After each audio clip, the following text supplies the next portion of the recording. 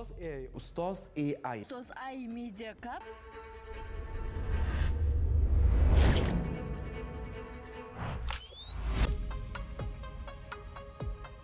Hozir 1 soat vaqt beriladi. Barcha influencerlar sayt yaratish kerak. Bu haqida xabaringiz bor-a? Yo'q. Hozir eshitdingiz. Bugun O'zbekistonda ilk bor bo'layotgan media formatdagi musobaqamizni boshlaymiz. Islom Kamolov bizda 5 yildan ortiq tajribasi bor mutaxassisimiz tushuntirib beradi, qanaqa qilib 15 daqiqada sayt yaratsa bo'ladi.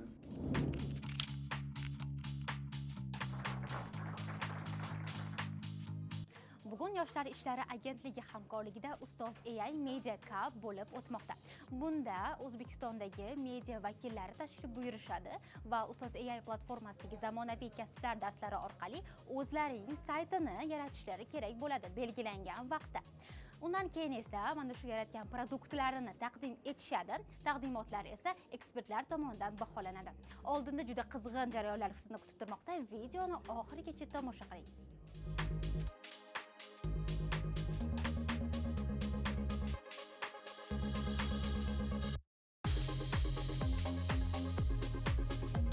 Sayt yaratish bo'yicha o'z tajribingiz bormidi?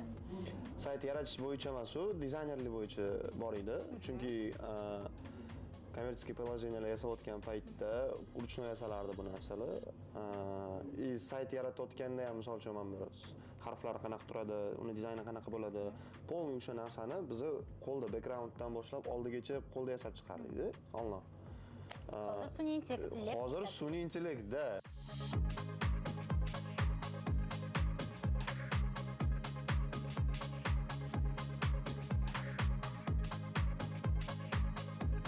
Avvalambor Ustoz AI loyihasi haqida fikringizni aytib o'tsangiz. Ustoz AI loyihasi albatta nima deydi, zamonaviy kasblarni o'rgatish uchun juda ham katta ishlar amalga oshirdi va aynan shu uchun ham Yoshlar Venture jamg'armasi Ustoz AI bilan birga hamkorlikda shunga o'xshagan loyihalarni ishga tushiryapmiz. 10 dan menimcha shu 9.5 bergan bo'lardi menimcha.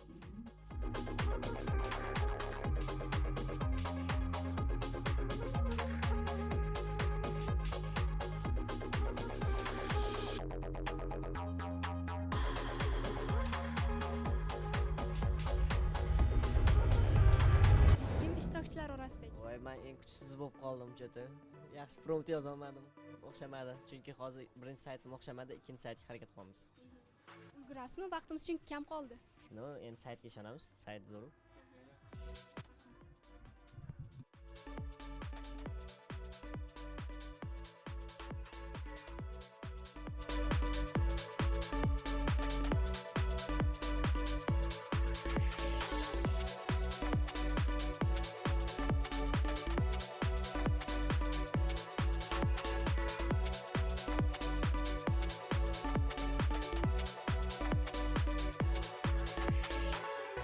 Startapingizni faqat hozir yaratib keyin qo'yib qo'ymaysizmi? Ya'ni keyinchalik ham davom ettirish planingiz bormi, rejangiz? Biz o'zimiz shunaqa loyihamiz bor. Biz bir necha yildan beri o'sha bu loyihani qilib kelyapmiz. Endi hozir buni ko'ramiz, balki bu yaxshiroq chiqar. Qanaqa startap yaratyapsiz? Yoshlar uchun eng kerakli sayt yaratilyapti. Eng kerakli. Men hozir coffee break bo'ladi-yu, keyin tushuntiramiz har bitta saytimiz bo'yicha. Ishoninglar, wow deyishardi.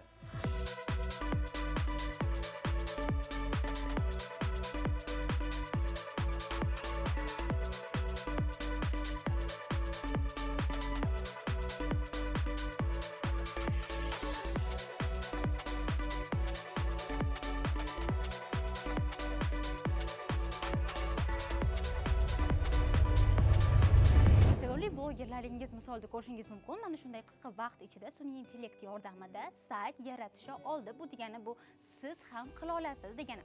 Aynan bizda e'lon qilingan challenge-da albatta ishtirok eting va yoshlar bob loyihalarini o'tkazib yubormaslik uchun esa Ustoz AI YouTube kanaliga obuna bo'ling.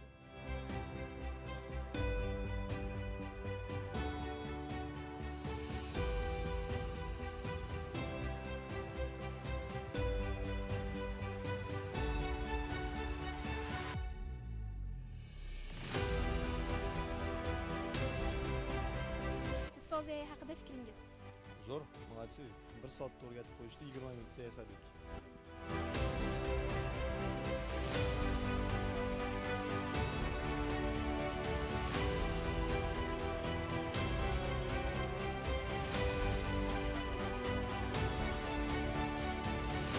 Ustoz AIda kurslar narxini qancha deb o'ylaysiz taxminan? voy lekin bo'lmasa ekanman.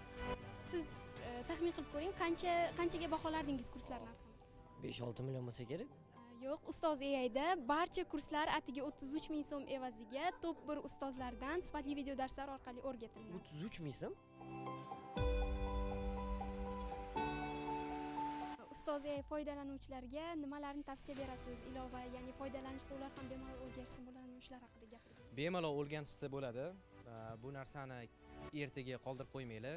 Agarda bugun vaziyat, bugunda возможность bo'lsa, o'rganinglar. Kerakli narsa ekan va keyinchalik ko'chada ish qidirib yurmaysizlar-da. Masalan, просто kompyuter olasizlar va kompyuterda polniy mana sizlarga pul ishlash yo'llari ochiq. Rahmat.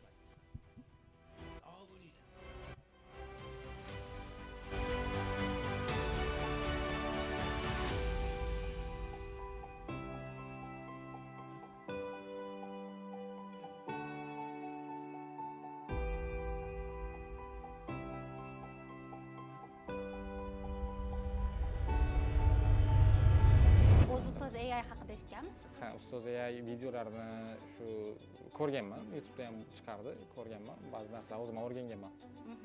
Agar bloger bo'lmaganingizda zamonaviy kasblarni qaysi birini o'rgangan bo'lardingiz va nega? Bilmadim, balki dizayner emas, montajyor bo'lishim mumkin edi. Chunki montajga qiziqardim oldindan yoshligimdan. Shu kunlarga kelib, o'sha sun'iy intellekt xodimi bo'lishim mumkin edi. Promptlar yozadiganman, qanaqadir. Shunga qiziqaman.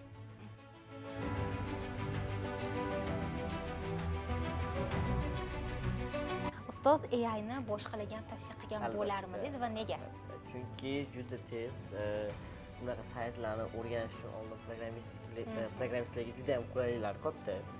O'tib polni kodlarni ham chiqarib berar ekan. Men bu narsani o'zim o'rganishim uchun ko'p pulim ham ketgan, ko'p vaqtim ham ketganda.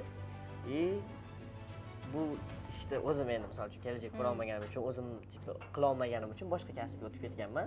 Lekin agar odamlar qiziqsa, mana shu saytni kelajagini ko'rsa, juda zo'r sayt. Finansiy ham zo'r deb o'ylayman.